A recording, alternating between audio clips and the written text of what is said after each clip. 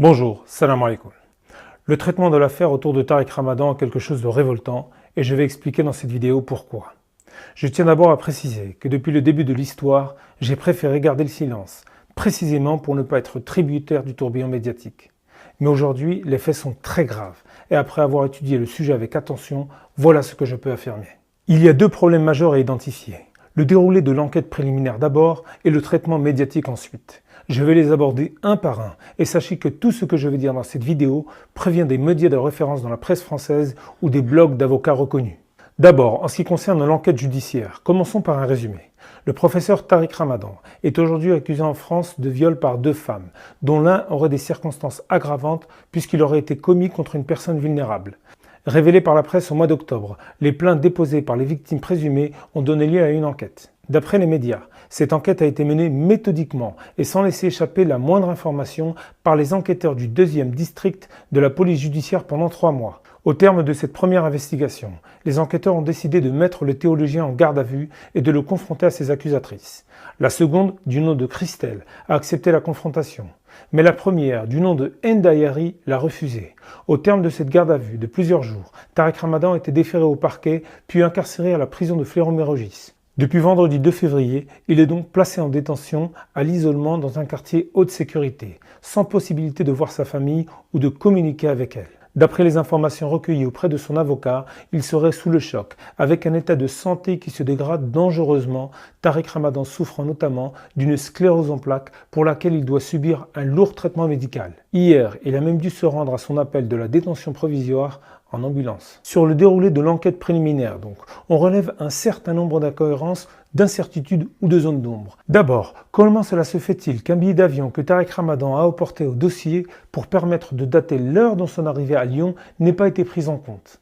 En effet, Christelle, la deuxième plaignante, affirme que Tariq Ramadan l'aurait violée dans une chambre de l'hôtel Hilton de Lyon l'après-midi du 9 octobre 2009. Or, Tariq Ramadan a apporté au dossier un billet d'avion prouvant qu'il n'a atterri à l'aéroport de Lyon qu'à 18h35. Dans ces conditions, comment Tariq Ramadan se serait rendu coupable de viol dans l'après-midi alors qu'il n'a pu être à l'hôtel que dans la soirée? Alors, une réservation d'avion, effectivement, qui le ferait arriver à Lyon, à l'aéroport de Saint-Exupéry, à 18h35. Donc l'hôtel Hilton est à une demi-heure à peu près en trajet. Oui. Et Christelle dit avoir été violée dans l'après-midi. Comme l'affirme le Parisien, ce document qui fragilise considérablement les déclarations de la plaignante n'a pas été pris en considération car vous savez pourquoi ? Parce qu'il a momentanément été égaré. Oui, vous écoutez bien, cette preuve n'a pas été retenue par les enquêteurs car elle a été perdue alors même qu'on nous disait que ces derniers avaient méthodiquement épluché tous les éléments de l'affaire. Comment peut-on perdre un document aussi important et ne pas le prendre en compte dans une décision qui va conduire à priver de liberté un homme et le retrouver quelques temps plus tard sans lui donner plus d'importance que cela? Troublés par cet épisode, les avocats de Tariq Ramadan ont envoyé un courrier à la garde des Sceaux pour demander la saisine de l'inspection générale de la justice. Deuxième élément troublant, on sait que Christelle a été en contact dès 2009 avec deux personnages qui, c'est le moins que l'on puisse dire, ne sont pas totalement neutres. Pour le premier, il s'agit de Caroline Fourest, dont tout le monde sait qu'elle est une habituée des procédés manipulatoires. Coutumière du mensonge, rappelons que Caroline Fourest a même déjà été condamnée pour diffamation par la justice de notre pays. Quand on sait la version de Fourest pour Tariq Ramadan, contre lequel elle a écrit un pamphlet truffé d'erreurs, sa connivence avec Christelle ne peut qu'interpeller. En outre, cette même Christelle avait dès 2009 été mise en relation avec un juge via un autre contact du nom d'Antoine Sfer. Or cet homme, Antoine Sfer, issu de l'extrême droite libanaise et ancien propagandiste du régime dictatorial de Ben Ali, est pour le moins, lui aussi, très loin d'être impartial. Depuis des années, il cultive une animosité hargneuse envers Tariq Ramadan. Ces attaques ont tellement été répétées et infondées que des juges ont, au cours d'un procès, reconnu qu'il tenait des propos diffamatoires envers le théologien suisse. Dans ces conditions qui jettent le trouble, sur de potentielles collusions, les avocats de Tariq Ramadan ont porté plainte pour subordination de témoins. Troisième zone d'ombre. L'autre plaignante, Ndayari, dit avoir été victime d'un viol commis par Tariq Ramadan en avril 2012. Or, les avocats de l'islamologue ont apporté la preuve que cette plaignante aurait écrit pas moins de 280 messages à son adresse au cours de l'été 2014. Comment peut-on comprendre qu'une femme qui accuse un homme de l'avoir violée revienne 2 ans plus tard vers lui jusqu'à l'harceler de messages pour rétablir une relation? Harcèlement dont elle semble avoir l'habitude puisqu'on a appris qu'un fonctionnaire assermenté a transmis à la justice fin novembre un document important.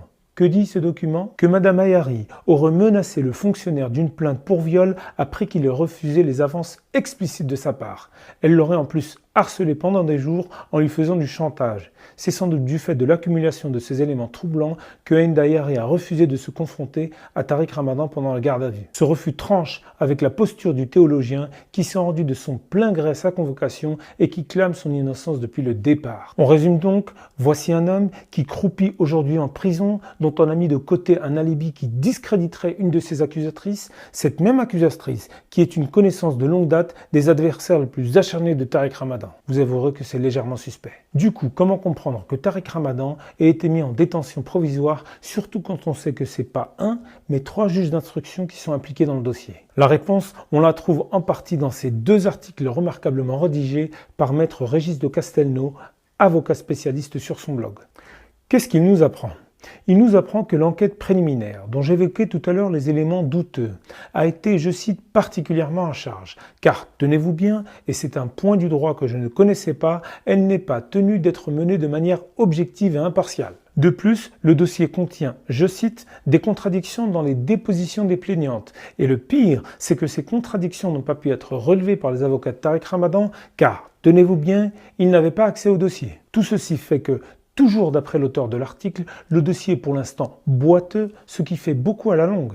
Et la question que l'on peut légitimement se poser est donc la suivante. Si le dossier est si mal barré, qu'est-ce qui a motivé les juges pour placer Tariq Ramadan en détention? Eh bien, tenez-vous bien, cette mesure maximaliste a apparemment été prise pour, je cite encore l'article, empêcher des pressions sur de futures plaignantes. Or, toujours d'après maître Castelnau, cette justification n'apparaît pas dans l'article 144 du Code de procédure pénale qui donne les critères d'une mise en détention dans un cas pareil. Alors, que déduire? C'est là où le bas blesse, et c'est là que nous sommes manifestement dans une position extrêmement sévère, pour ne pas dire plus, de la part des juges qui ont peut-être eu d'autres préoccupations à l'esprit que le respect élémentaire des droits de la défense. D'autant que, et là j'arrive à ma deuxième partie, le traitement médiatique de cette affaire a eu quelque chose d'absolument répugnant.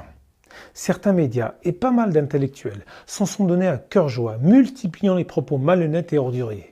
Parmi ce qui a été écrit ou dit dans certains médias, reprenons les principales fake news. D'abord, certains ont dit que si Ramadan était en détention, c'est pour s'assurer qu'il ne s'enfuirait pas à l'étranger du fait de sa possession d'un double passeport suisse et égyptien. Il faut rappeler que Ramadan possède des passeports suisses et égyptiens, suisses et égyptiens. Il a des relais et des soutiens un peu partout dans le monde. Or, c'est totalement faux. D'après sa famille, Tariq Ramadan n'a jamais eu de passeport égyptien et d'ailleurs, s'il en avait un, il est interdit de territoire en territoire égyptien parce qu'il a toujours condamné les méfaits de la dictature égyptienne, hier celle de Moubarak, aujourd'hui celle du régime d'Abdel Fattah el-Sisi. De plus, on voit mal comment Ramadan fuirait la justice française, lui qui s'est rendu librement à la convocation de la police et a fait preuve depuis le départ d'une collaboration sans faille avec les différents services. Deuxième fake, certains ont relaté le fait que le Qatar aurait lâché Ramadan.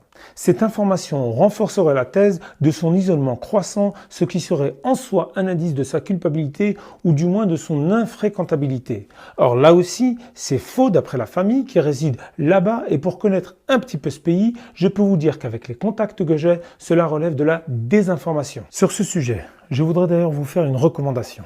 De grâce, faites attention aux médias que vous lisez ou que vous écoutez. L'article qui a sorti ce fake que Ramadan ne serait plus le bienvenu au Qatar a été rédigé par un certain Yann Hamel dans l'édition du Point du 29 janvier dernier. Or, savez-vous qui est Yann Hamel? C'est un homme qui est un adversaire acharné de Tariq Ramadan depuis plus de 10 ans. En 2007, il a rédigé une biographie non autorisée de Tariq Ramadan truffé d'erreurs factuelles, et le voilà aujourd'hui en campagne pour détruire la réputation de son adversaire. Cet homme, Yann Hamel, est tellement aveuglé par la haine de Ramadan que, écoutez bien, il est prêt à interviewer n'importe quel guignol du moment qu'il vomit sur Ramadan. La dernière personne en date qu'il a interviewée est Lucia Canovi, qui, pour vous donner une idée du niveau du personnage, affirme que Ramadan est un violeur d'enfants, sataniste assoiffé de sang. Rien que ça. Vous imaginez à quel niveau de bassesse certains sont prêts à descendre pour régler leur compte avec le professeur Ramadan? C'est totalement méprisable et Le Point devrait avoir honte d'employer une telle personne qui n'est pas un journaliste mais qui est un militant.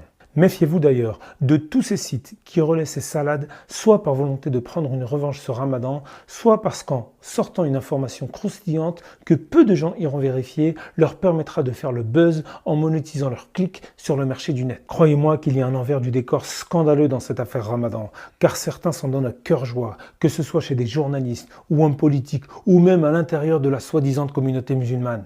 Je crois même que je ferai d'autres vidéos pour vous dévoiler certaines vérités sur certains acteurs qui profitent de la chute de Ramadan pour se faire bien voir des élites, posture aussi minable qu'indigne quand il s'agit de tirer sur son frère pour espérer quelques miettes de reconnaissance. En parlant d'hommes politiques et de médias, j'en arrive à ce traitement médiatique qui est insupportable. Nous sommes d'ailleurs des milliers de personnes, ou plutôt des millions, qui sont plus que choqués de voir cette dualité de traitement entre Tariq Ramadan d'un côté et les autres personnalités accusées des mêmes faits, mais pour qui la présomption d'innocence s'applique. Parmi beaucoup d'autres, je prendrai juste le cas de Gérald Darmanin, l'actuel ministre de l'Action et des Comptes Publics. Le ministre des Comptes Publics, Gérald Darmanin, est accusé de viol. Il reçoit le soutien des membres du gouvernement et de la majorité. Reçoit-il le vôtre ?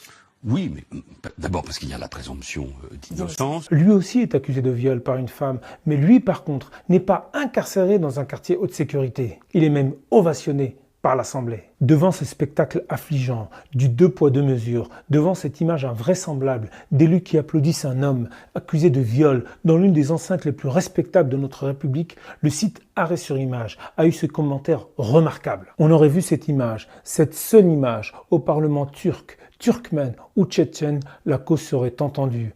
Des barbares, des arriérés. Que dire quand cela se passe au Palais Bourbon? Très bien qu'on lui applique l'un des principes centraux de notre droit qui veut que toute personne qui se voit reprocher une infraction est réputée innocente tant que sa culpabilité n'a pas été légalement démontrée. Mais pourquoi l'appliquer chez les uns et l'ignorer chez les autres? Pourquoi en priver Tariq Ramadan? Laissez-moi vous dire que c'est peut-être parce que ce qui vous motive n'est pas tellement les droits des femmes, mais plutôt la volonté de détruire la pensée d'un homme. Qu'est-ce qui fait que Tariq Ramadan écope d'une détention provisoire particulièrement lourde quand des personnalités publiques comme Gérald Darmanin, Georges Tron, Denis Baupin ou Gilbert Cuzeau, qui ont tous été accusés par des femmes de viol ou d'agression sexuelle, restent eux en liberté? De plus, comment expliquer que dès le début de l'affaire, ce qui a motivé bon nombre de responsables politiques n'est pas tant l'affaire en elle-même que l'occasion de disqualifier le passé de Tariq Ramadan en l'accusant des pires turpitudes?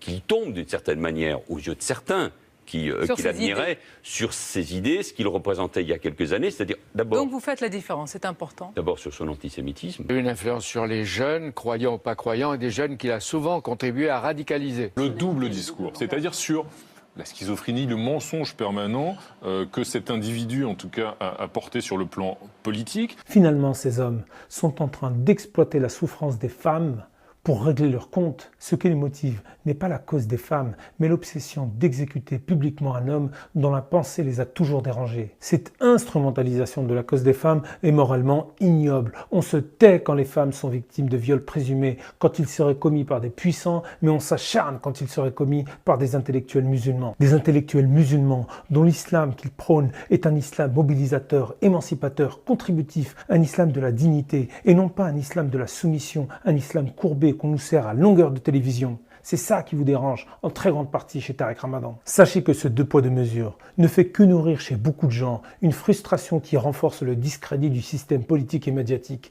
Je ne suis pas du tout fan de la théorie du complot et il était déplorable d'ailleurs que certains aient agité la thèse du complot sioniste au début de l'affaire pour protéger Tariq Ramadan. C'était une aberration. Mais la manière dont certains vont utiliser cette affaire pour abattre la pensée d'un homme et combattre tous ceux qui l'auraient côtoyé, d'Edwy Plenel à Alain Grèche, tout en restant silencieux sur les affaires Darmanin ou Aziza, ne font qu'alimenter la vision d'un entre-soi de puissants qui se protègent mutuellement au gré de leurs intérêts. Et ensuite, vous vous lamentez du désaveu de l'élite politique et médiatique et que 8 Français sur 10 croient en des théories du complot alors que vous faites tout pour les entretenir. Eh bien, sachez que cette lapidation médiatique et politique ne va pas rester sans réponse et qu'il y a des milliers de personnes qui sont prêtes à se battre pour défendre non pas les agissements d'un homme, ça c'est la justice qui tranchera, mais les principes d'égalité de traitement et les bases élémentaires de l'état de droit. Et vous savez, je vais vous faire une confidence.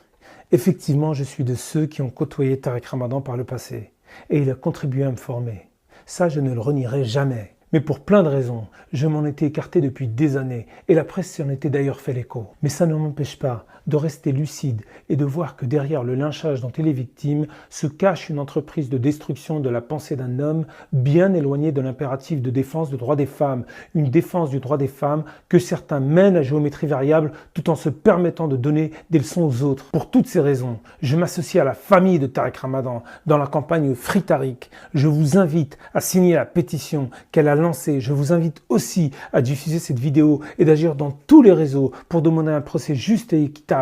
Tariq Ramadan doit être respecté dans ses droits, comme les victimes présumées doivent être respectées dans leurs droits. Ces victimes présumées, dont je ne sais pas si elles se rendent compte combien leur plainte a été instrumentalisée, on ne peut en aucun cas souscrire au déferlement d'insultes, de menaces dont elles ont été la cible. Ces dérives sont impardonnables et il faut garder des positions de principe fermes et droits, respect pour tous et que la présomption d'innocence, ici comme ailleurs, ne se transforme jamais en présomption de culpabilité.